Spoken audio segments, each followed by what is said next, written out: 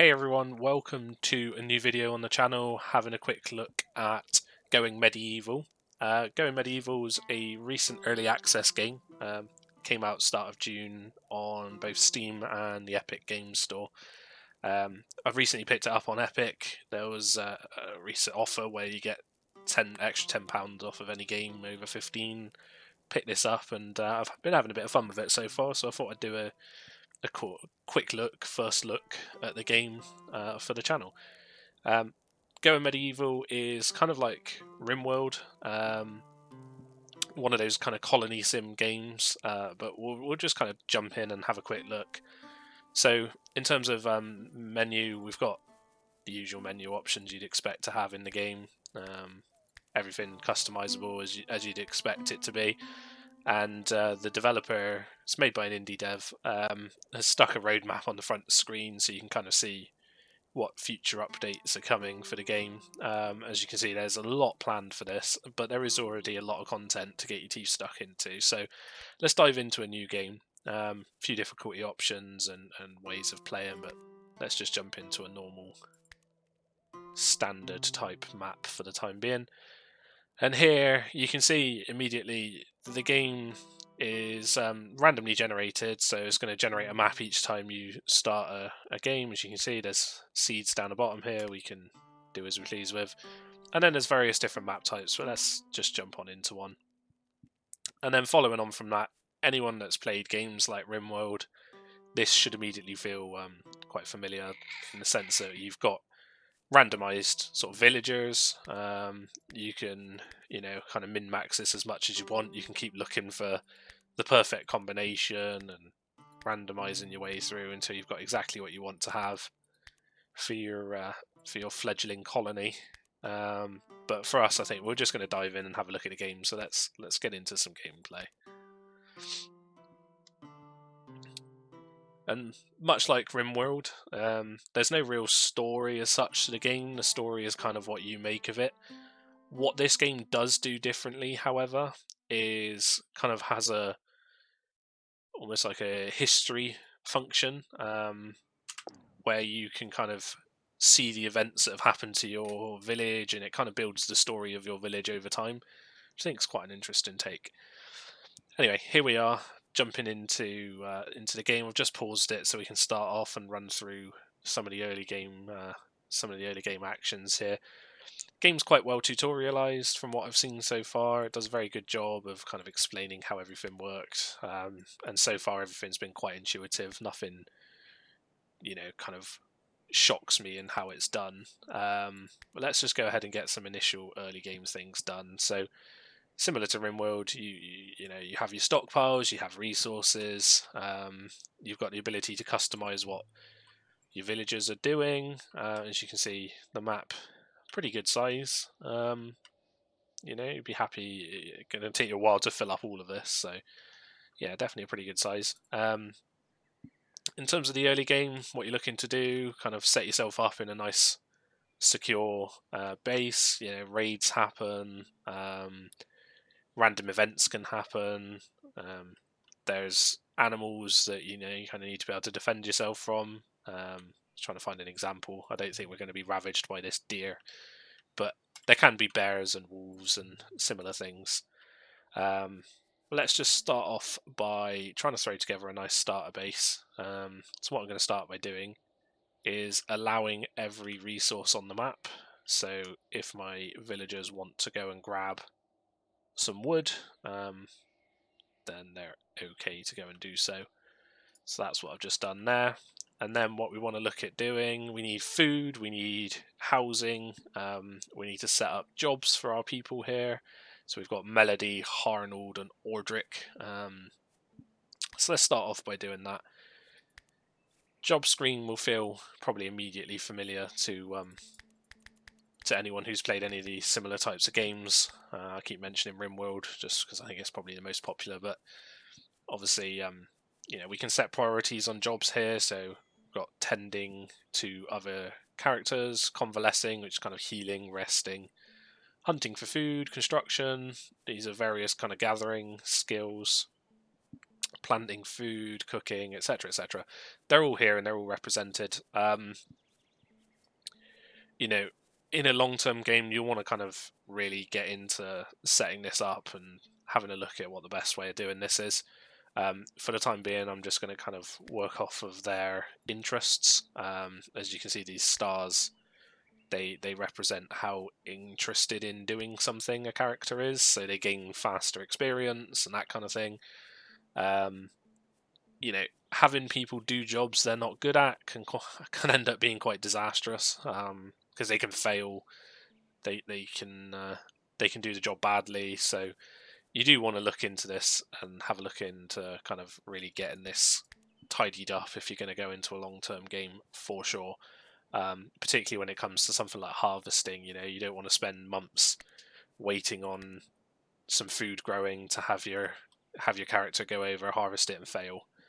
Particularly if you're in desperate need of it. But let's just let some time pass here. What I've gone ahead and told them to do is just to gather some food that's around, clear some space. So we're going to cut down some plants, cut down some trees, and as you can see there, one of my characters actually just failed at harvesting, which is what I was just mentioning, that it's not ideal when they kind of go ahead and do stuff like that.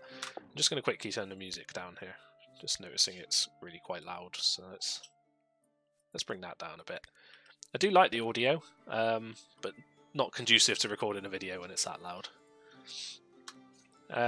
You know, we've got the usual controls at the top here. We can speed up the gameplay, make this go along a bit quicker, which is perhaps what we'll go ahead and do for the moment,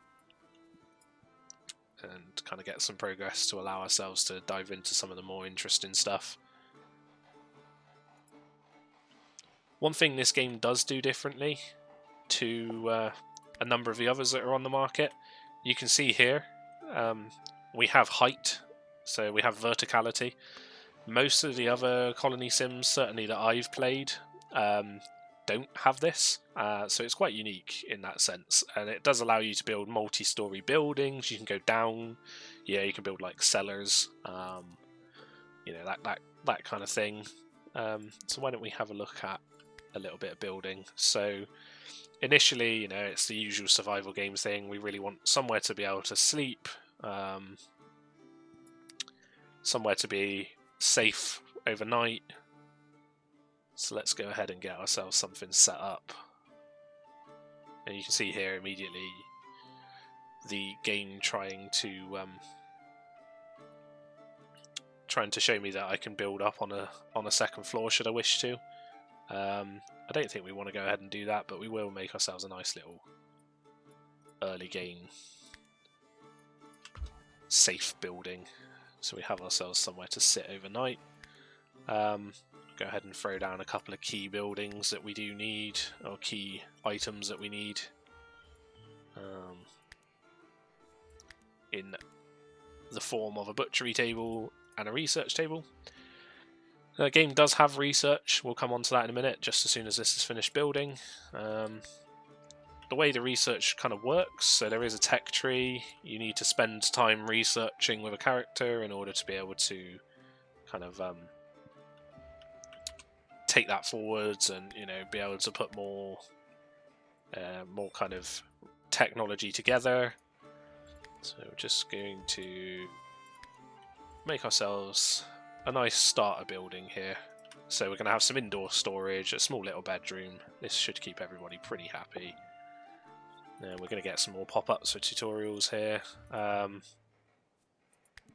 We can choose to, so this is where we choose to make the currency for researching. So let's go ahead and do that. One of our guys will jump onto it, just because we've got somebody here whose research priority is higher than their constructing priority, so they're going to go and do some researching and pick up some technology for us before everybody heads off to bed. This schedule should feel pretty familiar, but this is where we can control what they're allowed to do during what hours. As you can see, everyone's probably going to head off to bed in a couple of hours here. But in terms of first day, we've managed to get a building set up. We do want to throw a roof on it, for sure. Which is going to be slightly difficult because this is a large building. But we will go ahead and throw up a roof, at least over this half. We can definitely do that part there and perhaps expand it in a minute. That way they can at least sleep indoors. Don't want them to have an entirely terrible life. So as you can see, characters all automate every action. You just kind of make a priority queue for them and they'll go ahead and do the things they need to do. We can go ahead and remove this stockpile, so they should all move everything inside now, so we can start to get everything underneath a roof. Let's go ahead and put a roof on this side as well. And then you get to nighttime. Nighttime just passes without much to do. You can have characters who are happier at night rather than through the day, but for our guys, they all seem to want to be sleeping through the night time. So go ahead and wait. The game here does throw some tutorials at you, so showing you how to forbid, allow, how to construct, orders that you can give a character. So you can choose to pick a character and tell them specifically to go and do something. So she's really hungry right now, so her kind of immediate reaction is going to be to go and eat something. But we could tell her, actually, no, don't do that. Go and build this roof instead, so we can prioritize it. So you do have a way of controlling kind of what the characters are going to go and do directly. And we get some warning messages in the game, so telling us that we probably don't have enough food just yet, which is not a situation we want to be in, so maybe we'll mark some more food for harvesting and have one of our guys go over and deal with that. We can tell them to maybe start creating some meat if we get them some carcasses, so we could say, hey, maybe go and hunt this rabbit. As you can see, there's a lot of depth as to what they can do. So we're getting a message here telling us a hunter is lacking a ranged weapon. This is something else that you can do with the characters. So we can kind of determine who uses what weapon. So we can say, okay, Ordric, you're going to be our ranged carrier. This guy's going to be melee 2-hand, and this will be a melee 1-hand with a shield. We can put armor on them. We can put kind of apparel. So the apparel is more for weather negation. So you want warm clothes in the winter, etc. If we put armor on, they'll have a movement speed penalty. So you don't want everyone constantly armed. Yeah, as you can see, the game very similar to other colony builders, but from the time I've spent with it so far, I'm enjoying it for sure.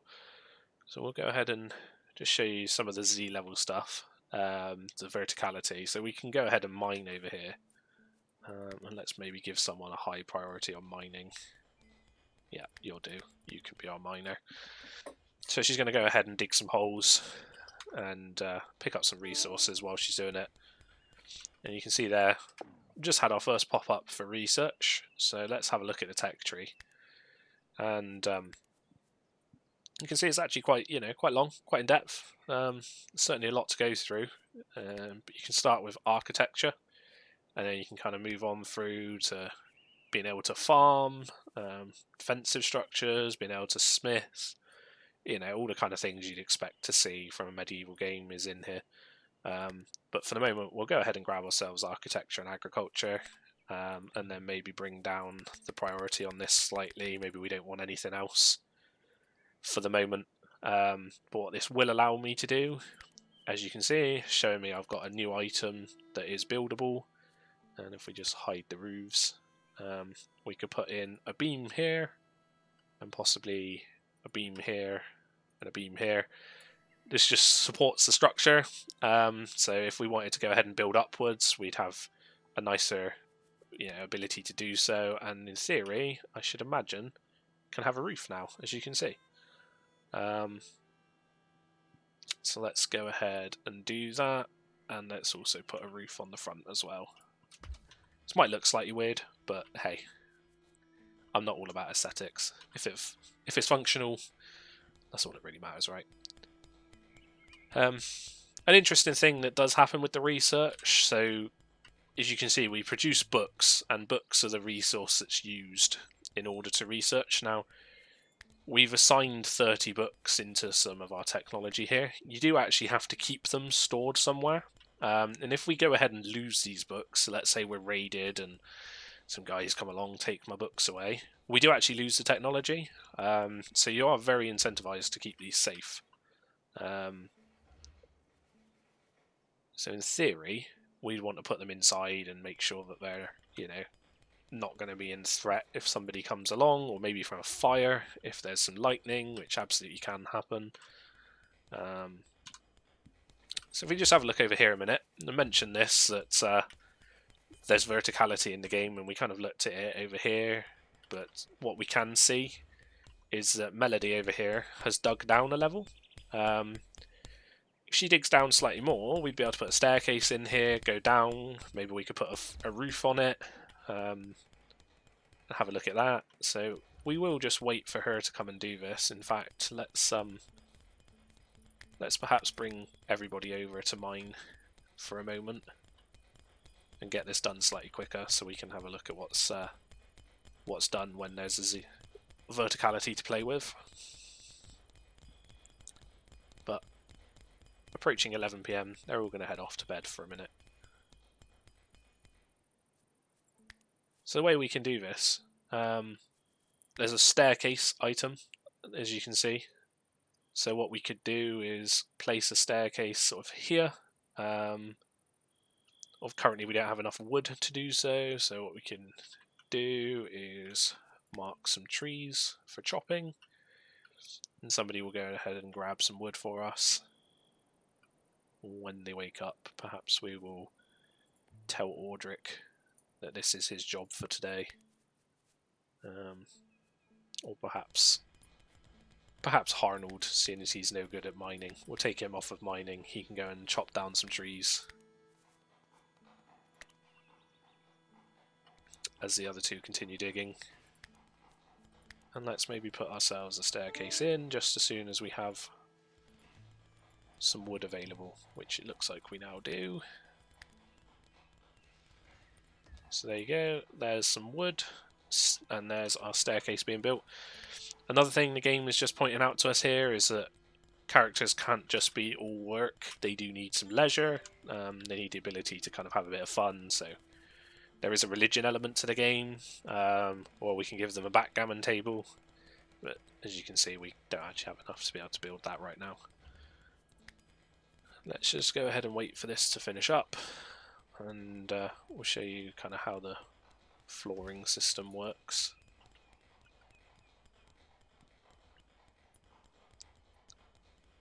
So we'll just continue digging, and then you'll be able to see that, for example, if I prioritized somebody building a piece of floor, we would be able to have a roof over what would then be a hole. Very important in like the summer, because the weather kind of plays an impact on how long your crops will last and that kind of thing. So we could say, oh, maybe we want to have a cabbage farm to get us some food going through the winter, or maybe some carrots as well. And we could throw those two down and then harvest these now and then store them underground in a cooler area for the winter. So we've got a food supply through the summer stored in the cool underground, and then we can take that through into winter with us if they last long enough. You can kind of see, let's have a look at this, that this is decomposing in a few days time because it's just left on the ground and it's out in hot weather. It would be better inside, but we're very early on here, we'll be looking to do that over time.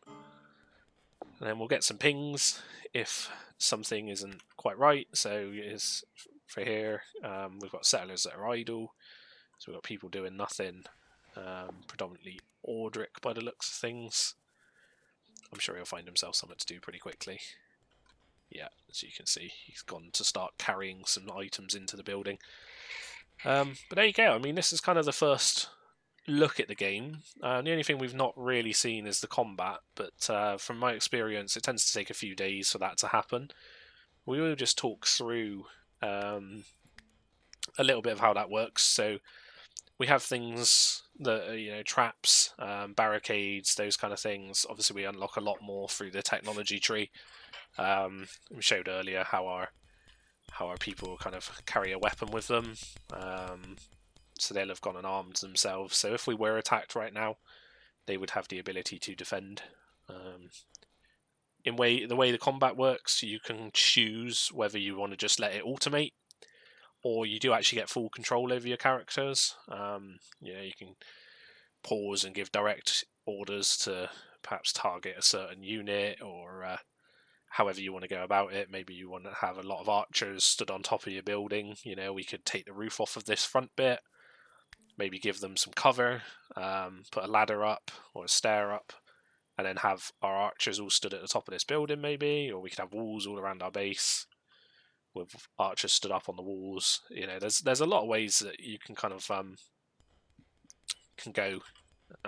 Obviously, it's a sandbox game or colony sim type game.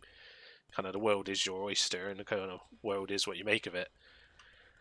So I'm just going to let them finish off mining over here, and what we'll do is go down a few levels to have a look underneath the floor. But the only thing I do find slightly awkward is this. There is up the top left here a measure of what level you're on.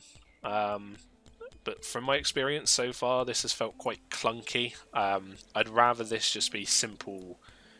I go up a floor, I go down a floor. We've got ground floor, we've got the upper floor, we've got the lower floor. It should be that simple, but it seems like you're going to go down in 0.5 chunks, and it's a bit difficult to tell what level you're actually looking at. What we've just done is put a beam in underground there between the rock, which should give us space to be able to put the flooring in, as you can see. And now we do have an underground area with a wooden floor up above it. What we could then do is build around this, and then we could say, oh, maybe all of our food gets stored underneath the ground down there. So you kind of get a lot of choices in terms of what you want to do. Put a wall in a slightly wrong place, and there you go. So that is a first look at Going Medieval. You can kind of see how the first few days have played out there. If this is something you're interested in, could definitely do a playthrough of it on the channel. Absolutely something I'd be interested in. I like the game. I've not played a huge amount of it so far. I do intend to play a bit more of it, kind of find out a bit more about how it plays. But yeah, if you've enjoyed this video, do let me know down below, and I'll make sure to bring some more of it over to the channel. But in the meantime, thanks for joining me, and this has been your first look and my opinion on Going Medieval. If you like the game, head on over to Steam, head on over to the Epic Games Store, and maybe add it to your wish list if you want to wait for a bit more development to take place, or just pick it up. I think, honestly, there's enough content in the game right now to make it worth the money. And as we saw at the start with the roadmap, there's a huge amount more planned by the developer, so I think absolutely worth what they're asking for it right now, and it's only going to get better over time. I've been Chris, that's my first look at Going Medieval, and I'll catch you next time.